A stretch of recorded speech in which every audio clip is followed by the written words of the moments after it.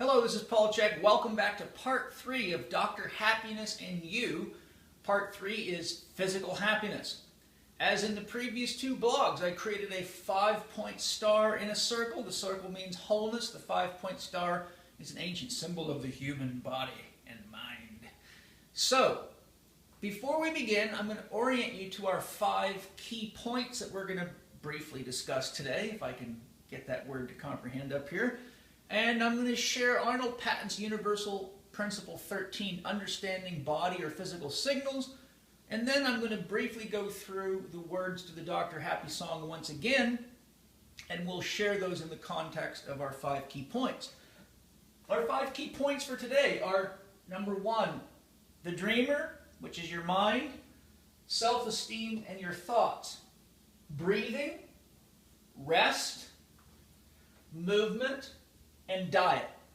All of those things are essential components of happiness, and if we do not manage any one of those things, there will be an effect on our thoughts, perceptions, and related emotions, which will either reinforce negative beliefs or inspire us to create more positive dream affirmative beliefs, or lead us to drugging it all out and having very interesting experiences, which often lead to depression and apathy due to non-participation.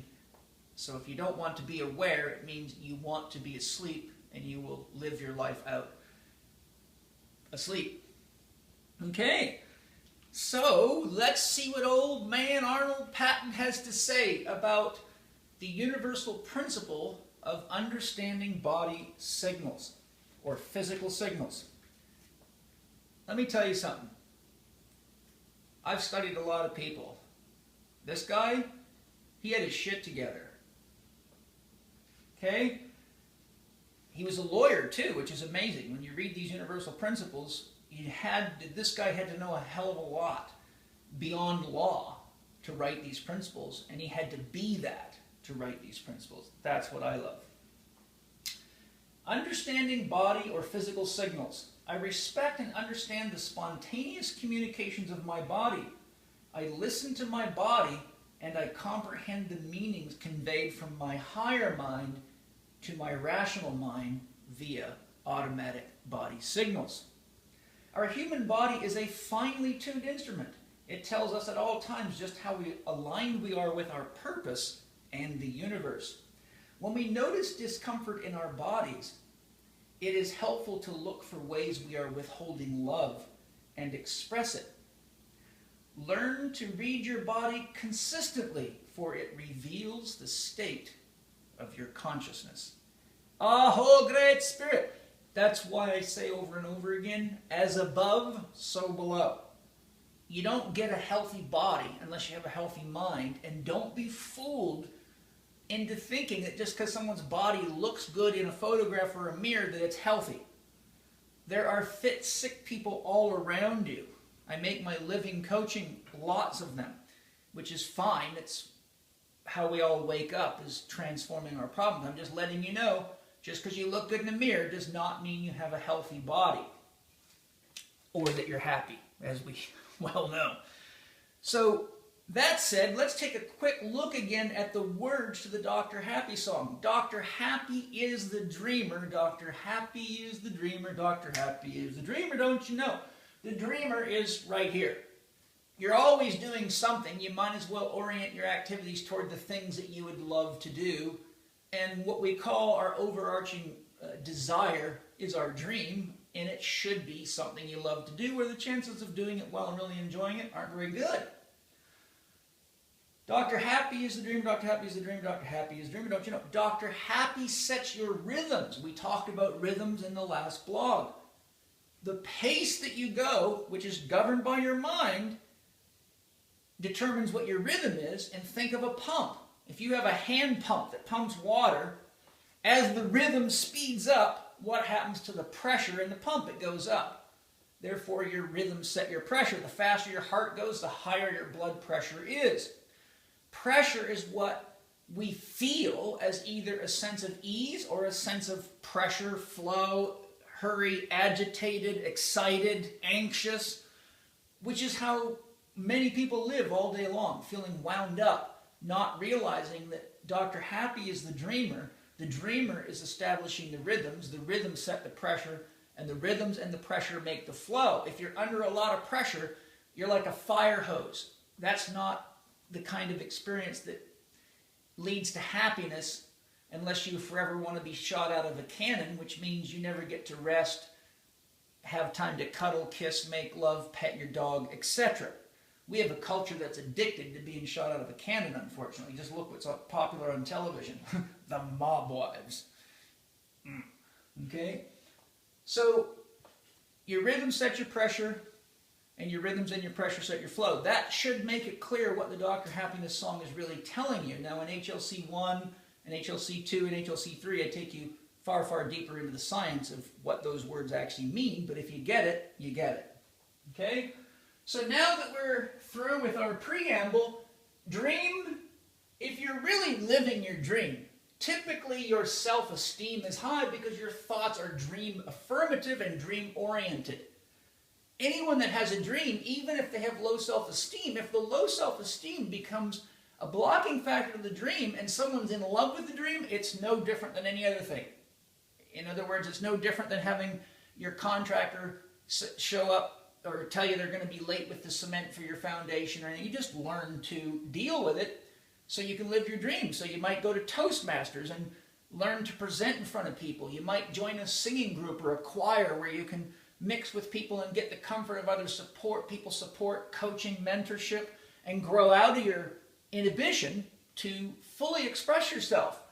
So our physical readiness, our physical body largely expresses our self-esteem. You don't see people with low self-esteem standing up with good posture, smiling and singing and rattling on YouTube because they're too worried about what other people think. I'm not that worried.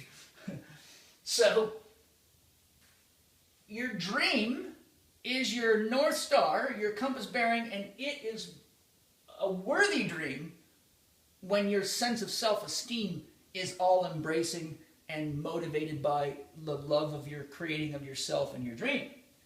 From there, remember, we have to breathe.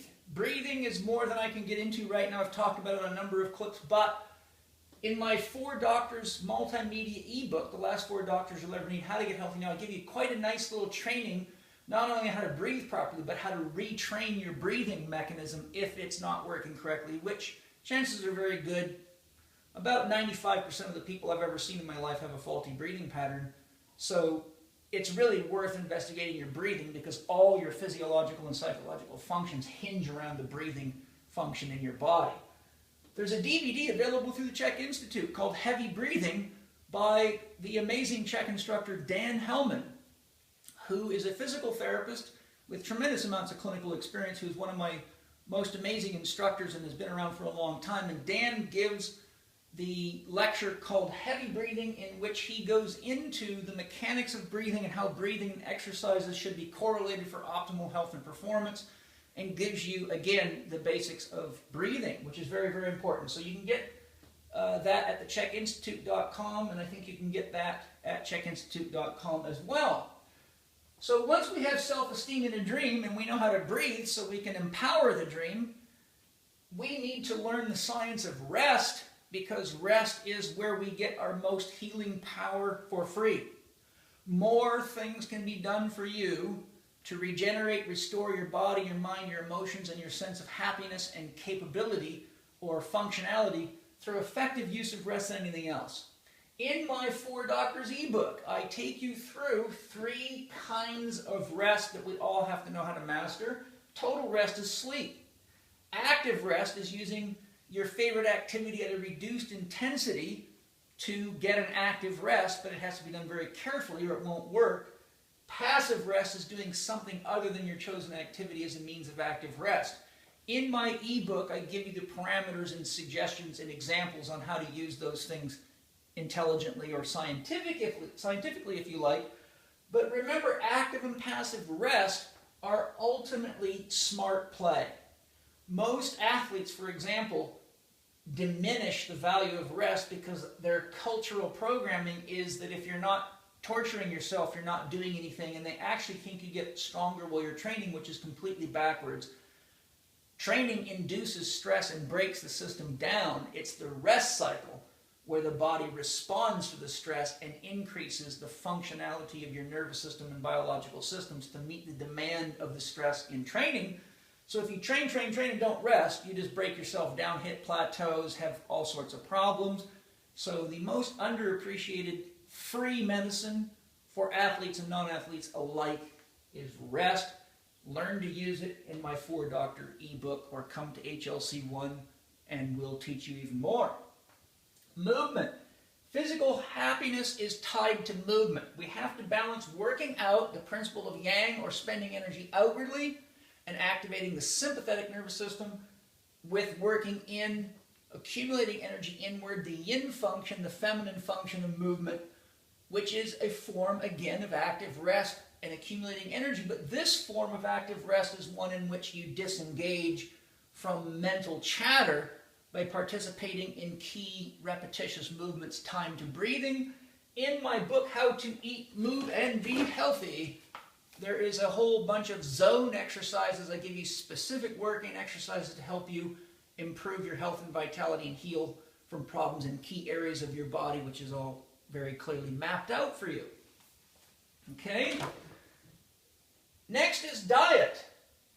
As I've shared in my previous discussions, especially with regard to emotions, your biochemistry is basically the basis of your emotional experience. I did a blog on hormones and diet where I got into that more deeply if you want to go back and look at that. But remember, your diet is what you get the building blocks to replace every cell in your body, and current science shows that you replace every cell in your body annually.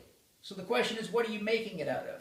I've looked at athletes, elite athletes' diet logs and seen bag after bag of chips and can after can of Coke, and I asked them, can you make an eyeball out of Doritos, corn chip, and soda pop?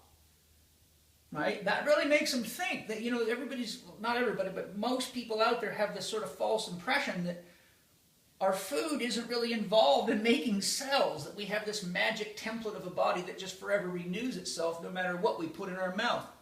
If you use your mouth as a garbage can, you're going to have a stinky body that doesn't function well, and happiness is not going to be there unless your favorite thing to do in the world is just run from doctor to doctor and therapist to therapist and test all the pills in the world.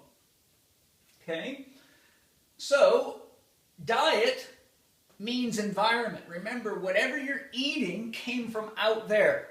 And if the food you're eating comes from an environment that carries chemicals and energies that are disruptive to your natural state of physiological balance, then your food can be forever an impediment to your own happiness.